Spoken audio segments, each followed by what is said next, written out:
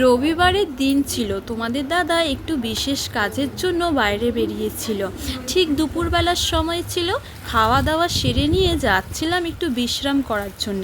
ঠিক সেই সময় তোমাদের দাদা বাড়িতে এসে পড়ে, আর এসেই তার হাতে দেখছি 3খানা দইয়ের ভাঁড়।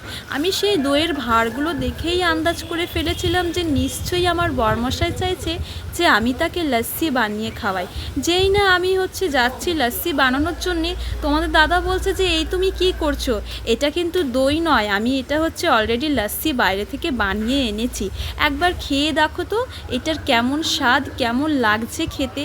তা বরের বলা কথা শুনে আমি গেলাম লস্যিটা খাওয়ার জন্য। ট্রাই করে দেখলাম, সে এত সুন্দর স্বাদ, খুব সুস্বাদু, খুব দারুণ হয়েছিল খেতে।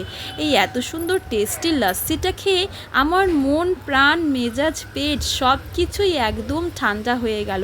তোমরা সবাই দেখতেই পারছো ভিডিওতে যে আমি কত সুন্দর মজা করে এই লস্যিটা খাচ্ছিলাম। বেশ সুন্দর লেগেছে আমার খেতে।